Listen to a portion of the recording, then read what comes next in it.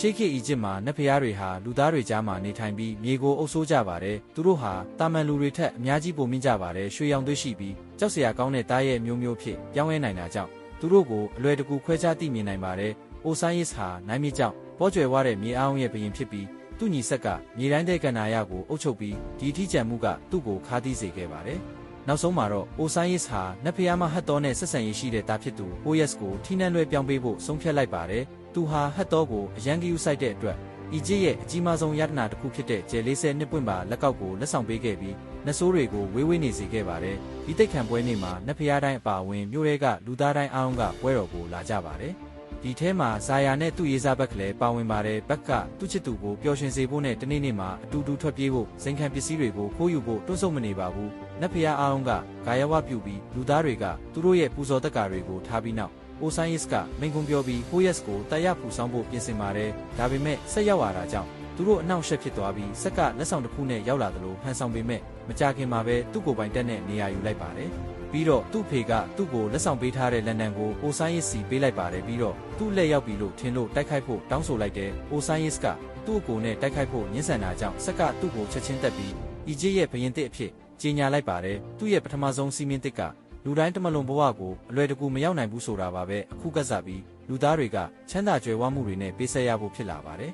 ဟိုယက်စ်ကဒါကိုလက်မခံဘဲသူ့ဖေကိုလက်စားချေဖို့စက်နဲ့ချက်ချင်းတိုက်ခိုက်ပါတယ်သူတို့နှစ်ယောက်စလုံးကအရေးချင်းတူတဲ့အလွန်ကောင်းမွန်တဲ့စစ်တီတော်တွေဖြစ်လို့ကောင်းကင်မှာတိုက်ပွဲကိုဆက်လက်ဆင်နွှဲဖို့သူတို့ရဲ့တတုသားရဲ့ပုံစံတွေဖြစ်ပြောင်းလဲလိုက်ကြပါတယ်သူတို့ရဲ့တခင်ကိုကူညီဖို့ဆက်ရဲ့တပည့်တွေက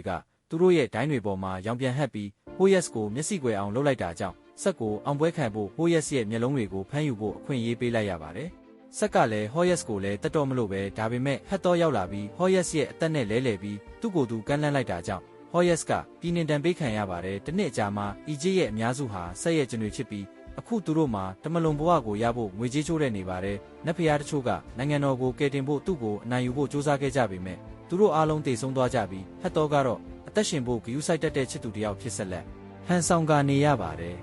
ဇာယာဟာဆက်ရဲ့အဓိကဘိတုကပညာရှင်အာရှုရဲ့ကျွန်တစ်ယောက်ဖြစ်ပြီးအီဂျစ်မှာမြင်ဖူးသမျှထဲမှာအမြင့်ဆုံးကြောက်တိုင်ကိုတိစောက်နေပါတယ်ဘက်ကိုလက်လက်စားလို့ဖို့စေလွတ်ခဲ့ပေမဲ့အခွင့်အရေးရတိုင်းအာရှုရဲ့ရုံးခန်းထဲကိုခိုးဝင်ပြီးဇာယာစီသွားလေပါတယ်ဒီနေ့လေခင်းမှာဇာယာကဆက်ရဲ့စစ်တပ်ဟာစစ်ပွဲတွေရဲ့အမျက်ဆုံးတွေနဲ့ပြန်လာနေပြီဆိုတာပြတ်တက်လိုက်ပြီးညနေခင်းမှာသူ့ရဲ့ဗန္နာတိုက်ကိုဖွင့်ထားမှာဖြစ်ပြီးဒါဟာဘက်အတွက်ခိုးဝင်ပြီးဟောယက်စ်ရဲ့မျက်လုံးတွေကိုပြန်လည်ရယူဖို့အကောင်းဆုံးခွင့်ရေးပါသူ့ကိုကူညီဖို့အတွက်ဇာယာကအာရှုစီကနေပီရမစ်ပုံစံတွေကိုခိုးယူပြီးဗလာစာရက်တွေနဲ့အစားထိုးလိုက်ပါတယ်ညရောက်တဲ့အခါဘက်ဟာရွှေရီတင်ဆောင်ထားတဲ့လဲဘော်ကနေခုန်တက်ပြီးမကြခင်မှာပဲရွှေရီထားတဲ့အခန်းထဲပြစ်ချခံလိုက်ရပါတယ်အဲ့ဒီမှာဘက်ဟာထောင်ချောက်များစုကိုရှောင်ရှားဖို့အစီအစဉ်တွေကိုအသုံးပြုခဲ့ရမယ်မတော်တဆတစ်ခုကိုအသက်သွင်းမိပြီးထောင်ချောက်တွေထဲရောက်သွားပါတယ်ကံကောင်းထောက်မစွာပဲဘက်ဟာမြင်မြန်ဖြက်လက်တာကြောင့်တိုက်ခိုက်မှုတိုင်းကိုရှောင်တိန်ပြီးဟိုယက်စ်ရဲ့မျက်လုံးတစ်ဖက်ကိုစောင့်ကြက်နေတဲ့ရုပ်တုစီကိုရောက်အောင်ခုန်သွားနိုင်ခဲ့ပါတယ်သူမျက်လုံးကိုဆွဲလိုက်တဲ့အခါကင်းမီကောက်တွေပြည့်နေတဲ့တွင်းထဲကိုပြုတ်ကျသွားပေမဲ့ကံကောင်းထောက်မစွာပဲမျက်လုံးရဲ့အလင်းရောင်ကသူတို့ကိုအနာမကတ်နိုင်အောင်လုပ်နိုင်ခဲ့ပါတယ်မနက်ခင်းမှာဘက်ဟာဇာယာကိုထပ်တွေ့ခဲ့ပေမဲ့အာရှုကဆွချယူကိုရှာတွေ့ခဲ့ပြီးကင်းသမားတွေနဲ့အတူသူ့ကိုစောင့်နေပါတယ်ဘက်ဟာမျက်လုံးကိုအသုံးပြုပြီးသူတို့အားလုံးကိုမျက်စိကွယ်အောင်လုပ်ကသူ့ရေးစားနဲ့အတူထွက်ပြေးသွားပေမဲ့သူတို့လည်းနဲ့ထွက်ပြေးသွားတဲ့အခါအာရှုဟာလက်တာဆောင်ကနေလေးကိုပစ်ပြီးဇာယာကိုတက်လိုက်ပါတယ်ခဏအကြာမှာတော့သူတို့ဟိုယက်စ်ပုံအောင်နေတဲ့ဖျားเจ้าကိုရောက်လာပြီးဘက်ကဟိုယက်စ်ရဲ့မျက်လုံးကိုချက်ချင်းပြန်မပေးတဲ့အခါတုံးနဲ့တိုက်ခိုက်ခံရပါတယ်ဟိုယက်စ်ကဇာယာကိုအသက်ပြန်ရှင်အောင်လုပ်ပေးမယ်လို့ကတိပေးခဲ့ပြီးဇာယာကိုကယ်ဖို့ကြိုးစားခဲ့ပေမဲ့သူ့ရဲ့ကြိုးပမ်းမှုတွေကအတိတ်ပဲမရှိပါဘူးဇာယာထိခိုက်ဒဏ်ရာရတာမရှိရဲ့သူမတည်နေပါပြီးတေချင်းကိုကုသလို့လည်းမရပါဘူးဟိုယက်စ်ကတေမင်းအနုဘစ်ကိုခေါ်ပြီးဇာယာရဲ့ဝိညာဉ်ကိုမရနာနိုင်ငံကိုခေါ်သွားပြီးတရားစီရင်ခံရပါတယ်ဘက်ကတမလွန်ဘဝအတွက်အခကြေးငွေမပေးနိုင်ပါဘူးစိုးရိမ်နေတာကြောင့်ဟိုယက်စ်ကသူ့မျက်လုံးကိုပြန်ယူပြီးနောက်ဘက်ကသဘောတူညီချက်တစ်ခုပေးခဲ့ပါတယ်ဟိုယက်စ်ကဇာယာကိုကယ်တင်ဖို့နေလန့်ရှာတွေ့ရင်ဘက်ကပီရမစ်ထဲကိုဝင်ဖို့လမ်းပြပေးမှဖြစ်ပြီးကျန်တဲ့မျက်လုံးတစ်လုံးကိုရနိုင်ပါတယ်ဟိုယက်စ်ကသူပြန်ပြီးဖရင်ဖြစ်လာရင်အပိုကျိုးကျေးဇူးတွေရနိုင်တယ်လို့ရှင်းပြပြီးနောက်လက်ခံခဲ့ပြီးဇာယာကိုဖျားเจ้าထဲမှာဝတ်ထားပြီးနောက်သူတို့ထွက်ခွာသွားကြပါတယ်တစ်ချိန်တည်းမှာပဲဆက်ကသူ့ရဲ့တက်တွေကိုတခြားနတ်ဖျားမတယောက်ရဲ့ခံတက်ကိုတိုက်ခိုက်ဖို့ဆေလွတ်ပြီးပျောက်ဆုံးနေတဲ့မျက်လုံးအကြောင်းသိသွားတဲ့အခါဆက်ကဟိုယက်စ်ရဲ့ဖျားเจ้าသို့ရောက်သွားချိန်တွင်သူ့တူဟိုယက်စ်ကပျောက်ကွယ်သွားပါပြီဒါပေမဲ့သူကဇာယာရဲ့အလောင်းကိုရှာတွေ့ပြီးသူ့လူများကိုဟိုယက်စ်ကိုရှာဖွေရန်ဆေလွတ်ပြီးနောက်ဇာယာရဲ့လက်ဆွဲကိုယူသွားခဲ့ပါတယ်ဟိုယက်စ်နှင့်ဘက်ခရိုက တောင်တက်နေကြပါတယ်ဟိုယက်ကမျက်လုံးနှစ်ဖက်စလုံးမပါပဲပြောင်းလဲမရတော့တာကြောင့်ပါဆက်ကိုအနိုင်ယူရန်အကူအညီလိုအပ်နေပါတယ်တောင်ထက်ရောက်တဲ့အခါမှာဟိုယက်ကသူ့ရဲ့အဘိုးဖြစ်သူနေနဲ့ဖျားထံဆူတောင်းပြီးခဏတာပြန်လဲပြောင်းလဲနိုင်ပြီးယာနေထိုင်တဲ့နေနဲ့ဖျားတင်မောစီတို့ဘက်ခနစ်အတူပြန်တန်းနိုင်စေမိကောင်းကြီးတစ်ခုပေးခဲ့ပါတယ်ဤနေရာတွင်ယာအီတာဝန်ကအရေးသားရဲ့အာဘိုဖစ်နှင့်နေတိုင်းတိုက်ခိုက်ပြီးတားရဲ့ကိုအီဂျစ်မှဝေးဝေးနေရန်ဖြစ်ပါတယ်ယာကနတ်ဖျားရဲ့သားများ၏နေရာတွင်ကြားနေထိုင်ရန်ယုံကြည်ပြီးဆက်ရဲ့ပလိပခတွင်ပါဝင်ရန်ညှင်းဆိုခဲ့ပါတယ်ဒါပေမဲ့တင်မောကိုဝန်းရံထားတဲ့ရေတို့အင်းနဲ့ဘူးတစ်လုံးကိုဟိုယက်အားဖြည့်ခွင့်ပြုခဲ့ပါတယ်အီဂျစ်မှာနောက်ဆုံးကြံရှိနေတဲ့တပုံနတ်ဖျားများကဆုတ်ခွာသွားကြသောကြောင့်ဆက်ကသူဤစွန်နီဟောင်းနက်တီထံတွားရောက်လေပတ်ပြီးသူမရဲ့တောင်ပံတွေကိုသူမထံမှလူယူခဲ့ပါတယ်နေစွမ်းအရင်မှာယာကဟောယက်ကိုဘက်ခနဲ့အတူပြန်တန်းနိုင်အောင်စွမ်းအားတချို့ကိုယာယီပေးခဲ့ပေမဲ့မြေပြင်နဲ့နီးလာပြီးမှအစင်းမတော်လို့အတောင်ပံဆုံးရှုံးသွားပါတယ်နောက်တစ်ခုအနေနဲ့သူတို့ဟာတဲကနာရကိုအဆုံးသတ်ဖို့ရေဘူးကိုတုံးရမှာဖြစ်ပြီးအဲ့ဒါကဆက်ကိုအားနည်းစေမှာဖြစ်ပေမဲ့ဟိုယက်ကဘက်ကိုတောက်ဖို့ပုံမှန်ရေချို့ယူခိုင်းပါတယ်ရေတကွန်အနီးမှာဘက်ကိုမနီပဲဥဆောင်တဲ့ဆက်ရဲ့မီနိုရောတက်မတော်ကခြုံကိုတိုက်ခိုက်ပါတယ်ကံကောင်းထောက်မစွာပဲဟိုယက်ကသူ့ကိုမြ мян ဆန်းဆန်းကဲတင်ပြီးသူတို့အားလုံးကိုအလွယ်တကူအနိုင်ယူနိုင်ခဲ့ပေမဲ့မနီပစ်ကတေးချင်းရောင်ဆောင်နေုံမှာပဲဟောယက်နဲ့ဘက်ကိုရေတကွန်ကနေတွန်းထုတ်ဖို့အချိန်ကောင်းကိုစောင့်နေပြီးတွန်းချလိုက်ပါရရပေမဲ့ဟောယက်ရဲ့လန်ဒန်ကြောင့်ကျမသွားပဲထိန်းထားနိုင်ခဲ့ပါတယ်မနီပစ်ကဆက်ကိုပြန်သတင်းပို့ပြီးဆက်ကမအောင်မြင်တဲ့အတွက်သူ့ကိုတက်ပြီးသူ့ရဲ့အစွမ်းထက်တဲ့အမဲလိုက်သမားတွေကိုဟောယက်နောက်ကိုဆေလွတ်ပါတယ်ပြီးတော့ဆက်ကဟတ်တော်ကိုမရနာနိုင်ငံကိုခေါ်သွားဖို့တောင်းဆိုပါတယ်ဘာလို့လဲဆိုတော့သူမဟာတေလွန်သူတွေအတွက်အကြံပေးတယောက်ဖြစ်ခဲ့ဘူးလို့အဲ့ဒီကိုဝင်ခွင့်ရလို့ပါဟတ်တော်ကသူမစင်းစားခြင်းအောင်ဆောင်ပြီးအားလက်ချိန်ရတဲ့အခါတဲပေါ်မှာသူမရဲ့စွမ်းအားတွေကိုအသုံးပြုပြီးဟိုယက်ဘယ်လိုနေလဲဆိုတာပြသပါတယ်ဆက်ကသူမကိုတွေ့တဲ့အခါဟတ်တော်ဟိုယက်ကိုချစ်နေစေဖြစ်ပြီးသူမကတစ်ချိန်လုံးလိန်နေခဲ့တာဖြစ်ကြောင်းနောက်ဆုံးမှာသဘောပေါက်သွားတာကြောင့်သူမကိုတတ်ဖို့ကြိုးစားပေမဲ့ဟတ်တော်ကသူမရဲ့လက်ကောက်နဲ့ပေါ်တဲ့တစ်ခုကိုဖွင့်ပြီးထွက်ပြေးသွားပါတယ်အိုဆိုင်ရဲ့ကူပြီးမမှာဘက်ခနဲ့ဟိုယက်တို့ဟာအနားယူဖို့ရက်ကအနားယူနေကြပါတယ်ရုတ်တရက်ဆက်ရဲ့အမဲလိုက်သမားတွေကအေယာမမြွေတွေကိုစီးပြီးပေါ်လာပြီးဟောယက်အတွက်သူတို့ကိုတိုက်ခိုက်ဖို့အနေရများပါတယ်ဘာလို့လဲဆိုတော့သူ့ရဲ့လက်ရှိအခြေအနေမှာသူတို့ရဲ့အစိတ်ကိုမခံနိုင်လို့ပါဘက်ကအစီအစဉ်တစ်ခုကိုမြ мян ဆန်းဆန်းတီထွင်လိုက်ပါတယ်သူကငါးစာဖြစ်လှုပ်ဖို့ထွက်ပြေးပြီးဟိုယက်ကနိုင်ရန်တွေကြားမှာပုံနေမှာဖြစ်ပြီးတွေကနီးကပ်လာတဲ့အခါခိုးကြောင်ခိုးဝက်တိုက်ခိုက်ဖို့ပါအစီအစဉ်ကအောင်မြင်သွားပြီးဟိုယက်ကတွေကိုထိုးနိုင်ခဲ့ပေမဲ့အားနည်းချက်ကိုမထိမိဘဲတော့ကသားရဲ့ပဆက်ထဲမှာပိတ်မိနေပါတယ်ဒုတိယအကြိမ်စ조사မှုမှာဘက်ကပိုကြကြပြေးပြီးဟိုယက်ကမြေပေါ်ခုန်တက်ပြီးမျက်စိသူကိုတက်လိုက်တာကြောင့်မြေကဥတီယာမဲ့ဆက်သွားနေပြီး6ကန်းပါပေါ်ကနေပြုတ်ကျသွားပါတယ်ဂယူဆိုင်ရမဲ့တခြားမြေတကောင်ကြံနေသေးရဲ့မဲ့အဲ့ဒီအချိန်မှာဟတ်တော့ပေါ်လာပြီးသူမရဲ့အမိန်ပေးနိုင်စွမ်းကိုအသုံးပြုပြီးတောင်ဝေးကိုပြန်ယူကမြေကိုမိလောင်အောင်လုပ်လိုက်ပါတယ်၃ယောက်သားဘေးကင်းစွာလွတ်မြောက်သွားပေမဲ့ဟိုယက်ကဟတ်တော့ကိုမြင်ရတာမပြောပါဘူးဘာလို့လဲဆိုတော့ဟိုယက်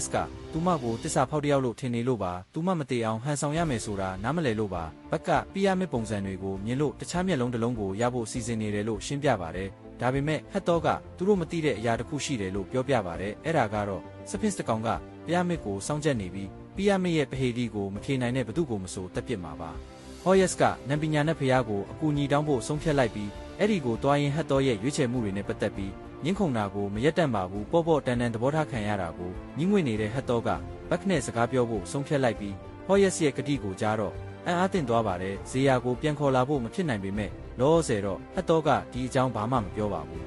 ခဏအကြာမှာ၃ယောက်သားတော့တဲ့ဖျားเจ้าကိုရောက်သွားပါတယ်တော့ကသူ့ကိုယ်သူပဲယုံကြည်ရဲ့အတွက်သူ့ဖျားเจ้าမှာနတ်ဖျားရဲ့မိတ္တူတွေနဲ့ပြည့်နှက်နေပါတယ်တော့ကသူတို့နဲ့အတူမသွားပဲပဟေဒီကိုသူ့စီယူလာဖို့ပြောပေမဲ့အဲ့ဒါကသူတို့အဲကတယောက်ယောက်ကိုတက်ပစ်လိုက်မယ်လို့ပြန်ပြောလိုက်ပါတယ်ဘက်ကသူ့ရဲ့မာနကိုဟန်ဆောင်ပြီးတော့ကဖြေမားမှာကြောက်နေတယ်လို့စဖင်စ်ကိုပြောမယ်လို့ပြောလိုက်လို့တော့မာနာထိခိုက်မခံပဲစိတ်ပြောင်းသွားပါတယ်၄ယောက်သားပီယာမစ်စီကိုဥတီသွားနေကြပြီးဟတ်တော့ကဘက်ကိုသူမလုံနိုင်တဲ့ຢာတွေကိုကတိပေးတဲ့အတွက်ဟောယက်ကိုစူပူဖို့အခွင့်အရေးယူလိုက်ပါတယ်ဒါပေမဲ့ဒီလိန်ညာမှုကပိုကောင်းတဲ့ကောင်းကျိုးအတွက်ဖြစ်တာကြောင့်ဟိုယက်ကတော့စိတ်မဆိုးပါဘူးပီယာမစ်မြေပြင်ကိုရောက်တဲ့အခါဟိုယက်ကညှင်းတဲ့အထိစောင့်ဖို့ဆုံးဖြတ်လိုက်ပါတယ်တော့ကဟတ်တော့ကဆက်ရဲ့ချစ်သူဖြစ်လာပြီးဆက်ကိုသူ့အသက်ကိုချမ်းသာပေးဖို့ဖြစ်တယ်လို့တတိပေးနေချိန်မှာဇာယာကတဲပေါ်မှာသူမရဲ့မော်ပညာကိုအသုံးပြုပြီးဘက်ကိုတရားစီရင်ခံရဖို့တန်းစီဆောင်ဆိုင်နေတဲ့ဇာယာရဲ့ပုံရိပ်ကိုပြသလိုက်ပါတယ်ဟတ်တော့ကဝိညာဉ်တွေကိုလမ်းညွန်ပေးလို့ရှိတာကြောင့်သူမမှာတေလွန်သူတွေကိုစကားပြောနိုင်တဲ့စွမ်းရည်ရှိပြီးဘက်ကဇာယာကိုပြန်ခေါ်ဖို့သူ့ရဲ့တိုက်ပွဲအကြောင်း message ပို့ဖို့ခွင့်ပြုခဲ့ပြီးအနုဘစ်ကဖျက်တောက်လိုက်ပါတယ်ညနေခင်းမှာအဖွဲ့သားတွေကပီယာမစ်စီချင်းကပ်လာပြီးပီယာမစ်ကအဆက်မပြတ်လှုပ်ရှားနေတာကိုတွေ့ရှိရပါတယ်ဘက်ကရုတ်တရက်တကားတစ်ခုကိုရွေးချယ်ပြီးအထဲကိုခုံဝင်လိုက်ပါတယ်အဲ့ဒီမှာရှိတဲ့ဘီးကိုရောက်အောင်ရွေ့လျားနေတဲ့တရားတစ်ခုကိုဖျက်ပြီးထိန်းချုပ်လိုက်ပါတယ်အဲ့ဒီတရားကသူ့ကိုရက်တန့်သူ အားစေပါတယ်အဲ့လိုနဲ့အဖွဲ့တစ်ခုလုံးဟာစဖင်စီကိုအတူတူဝင်ပြီးချင်းကပ်နိုင်ပါပြီဒါပေမဲ့တော့ကပဟေလီရဲ့အဖြေကိုမှားသွားလို့စဖင်စ်ကသူတို့ကိုတိုက်ခိုက်ပါတယ်ဘက်နဲ့ဟက်တော့ကထွက်သွားပြီးဟိုယက်စ်ကစဖင်စ်ကိုထိန်းထားပေမဲ့တော့ကအဖြေမှန်မပေါ်မချင်းဖြစ်နိုင်ခြေရှိတဲ့အဖြေတွေကိုပေးနေခဲ့ပါတယ်မှန်ကန်တဲ့အဖြေရသွားလို့စဖင်စ်ကိုဖျက်ဆီးပစ်ပြီးအဖွဲ့ဟာရေချဖို့လိုအပ်တဲ့ပီရမစ်ရဲ့အလဲပဟိုကိုချင်းကပ်ဖို့လွတ်လပ်သွားပေမဲ့ထောင်ချောက်တစ်ခုကသူတို့ကိုစောင့်ကြိုနေပါတယ်ဟတ်တော်နဲ့ဟိုယက်စ်တို့လောင်အိမ်ထဲမှာပိတ်မိသွားတဲ့အချိန်မှာဆက်ကရုတ်တရက်ပေါ်လာပြီးတော့တဲ့ဦးနောက်ကိုခိုးယူသွားပါတယ်ဘက်ကအစီအစဉ်ကိုဆက်လုပ်ဖို့ရည်ရွယ်ချက်နဲ့ပလင်းကိုဆွဲယူပေမဲ့ဆက်ကဇာယာရဲ့လက်ဆွဲကိုပြပြီးဟိုယက်စ်လိန်ညာခဲ့တယ်ဆိုတာရှင်းပြခြင်းအပြင်ရက်တန့်စေခဲ့ပါတယ်ဘက်ကဘသူ့ကိုယုံကြည်ရမှန်းမသေးချပေမဲ့အဲ့ဒီခဏတာတွန်းဆုံမှုကဆက်အတွက်သူ့စီကနေပလင်းကိုခိုးယူပြီးဖျက်ဆီးဖို့လုံလောက်ပါတယ်ထို့နောက်ပီရမစ်ပြိုကွဲသွားခြင်းကသူတို့ကိုတက်လိမ့်မည်ဟုမျှော်လင့်ကဆက်ထွက်သွားတော့လဲဟိုယက်စ်ကလောင်အိမ်ကိုဖွင့်ပြီးဘီကိုကာကွယ်ရန်အသုံးပြုပြီးအတူတူထွက်ပြေးလာခဲ့ပါတယ်ပီရမစ်အပြင်ဘက်တွင်ဘက်ကဟောယက်စ်အီလိန်ညာမှုအတွက်အော်ဟစ်ပြီးနတ်ဖျားများကလူတွေကိုဂယုမဆိုင်ကြောင်းကောက်ချက်ချသွားပါတယ်ဟက်တော့ကလိန်ညာမှုအလုံးအတွက်ဘက်အားလျော်ကြေးပေးရန်လိုအပ်သည်ဟုခံစားရပြီးအနုဘစ်ကဘက်အားမယနာနိုင်ငံသို့တွာလာခွင့်ပေးပါကသူမကိုယ်သူမပေးဆက်ရန်ဆင့်ခေါ်လိုက်ပါတယ်အနုဘစ်ကလက်ခံလိုက်ပြီးဟက်တော့ကခေါ်ဆောင်သွားခြင်းမပြုမီဟောယက်စ်ကိုနမ်းလိုက်ပြီးဘက်ကိုနဆိုးများရဲ့ရန်မကာကွယ်နိုင်ရန်သူမရဲ့လက်ကောက်ကိုထားခဲ့ပါတယ်ဘက်ကလက်ကောက်ကြောင့်မယနာနိုင်ငံသို့ဘေးကင်းစွာရောက်ရှိပြီးချမ်းသာသူများကတမလွန်ဘဝအတွက်ငွေပေးချေနိုင်ပြီးစင်ရဲသားများပျောက်ကွယ်သွားသည့်တကားရှိတန်းစီနေသောဇာယာကိုရှာဖွေနေပါတယ်တစ်ချိန်တည်းမှာပင်ဆက်ကတော့တဲ့ဦးနောက်အိုဆိုင်ရဲ့ဤနှလုံးသားဟိုယက်စ်ဤမျက်လုံးနှင့်နက်ဖတီဤတောင်ပံများကိုသူဤမော်တန်ချက်ကာတွင်ထည့်သို့အင်ဂျင်ဖြင့်သူဤသားရဲ့အသွင်ပြောင်းမှုကိုပုံမိုစွမ်းထက်သွားစေပါတယ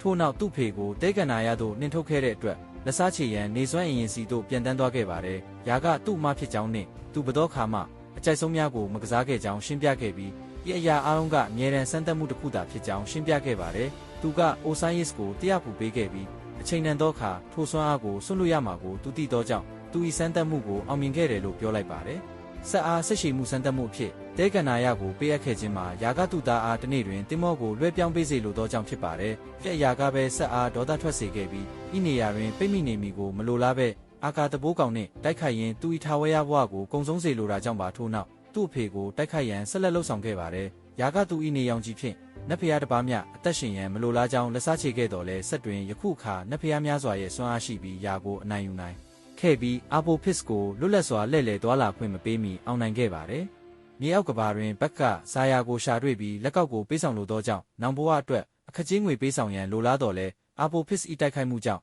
အနုဘစ်ကနဂါးများကိုခဏတာပိတ်ရန်ဖိအားပေးခဲ့ပါတယ်။ဇာယာကဘက်ကိုဟောယက်စ်ကိုဒုတိယအကြိမ်အခွင့်အရေးပေးဖို့ဆွဲဆောင်ပြီးဘက်ကလက်ကောက်ကိုအသုံးပြုပြီးအီဂျစ်ကိုပြန်လာကဟောယက်စ်နဲ့ထပ်မံပူးပေါင်းခဲ့ပါတယ်။နက်ဖတီဆေလွတ်လိုက်တဲ့ယထာတစင်းကသူတို့နှစ်ယောက်ကိုမြို့ကိုပြန်ခေါ်သွားပြီးဆက်ကယာရဲ့လံကိုကိုင်ဆောင်လာကကြောက်တိုင်ထိတ်မှရက်နေချိန်မှာအသက်အားလုံးရဲ့အရင်းမြစ်ဖြစ်တဲ့နိုင်မြစ်ကိုတိုက်ခိုက်ဖို့အပိုဖြစ်ကိုအမိန့်ပေးခဲ့ပါတယ်။ဟိုယက်စ်နဲ့ဘက်ကအာရှုကိုပြန်ပေးဆွဲပြီးဘီတုကပညာရှင်ကိုကြောက်တိုင်နဲ့ရောက်အောင်လုပ်ခဲ့ပါတယ်။ဟိုယက်စ်တက်နေချိန်မှာဟိုယက်စ်နဲ့အာရှုအပေါ်တင်တဲ့လေကားစီးပြီးတိုက်ခိုက်ခဲ့ကြပါတယ်။သူတို့ရဲ့ရန်ပွဲကမီရှူတိုင်ကိုလဲကျစေပြီးအပေါ်ဆွဲတင်တဲ့လေကားမီးလောင်သွားတာကြောင့်ဘက်ကသူ့ကြိုးကိုနယံမှာချီပြီးခုန်ဆင်းသွားပါတယ်။လေကားမီးလောင်ပြီးအာရှုနဲ့အတူပါသွားတာကြောင့်ပြုတ်ကျသွားခဲ့ပါတယ်။ကြောက်တိုင်ထိပ်မှာဟောယက်စ်ကဆက်ကိုရှာတွေ့ပြီးနောက်ထပ်တိုက်ပွဲတစ်ခုစတင်ခဲ့ပါတယ်။ဆက်ကဒီတိုက်ပွဲကိုအနိုင်ရနေတယ်လို့ထင်နေပေမဲ့ဟိုယက်စ်ကသာအခွင့်ကောင်းယူဖို့စူးစမ်းနေချိန်မှာဘက်ကခိုးဝင်တိုက်ခိုက်ဖို့ပေါ်လာခဲ့ပါတယ်။တန်ချက်ကဝစ်ပြီးဆက်ကဘက်ကိုတိုက်ခိုက်တော့ဘက်ကဥထုတ်ထဲကမျက်လုံးကိုဖြုတ်လိုက်တော့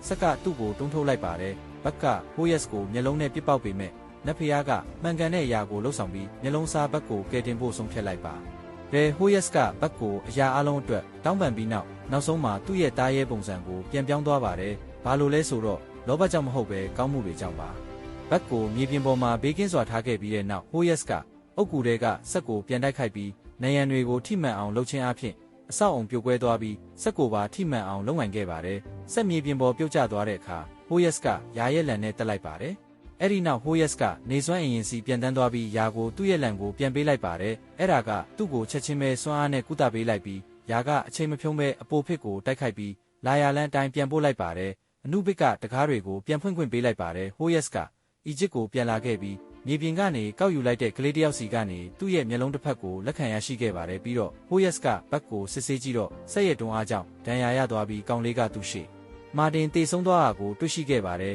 ဝမ်းနည်းပူဆွေးမှုတွေနဲ့ပြည့်နှက်နေတဲ့ဟိုယက်စ်ဟာဘက်ရဲ့ရုပ်လောင်းကိုသူ့ရဲ့ဖျားเจ้าကိုယူဆောင်သွားပြီးဇာယာရဲ့ဘေးမှာရှိနေစေခဲ့ပါတယ်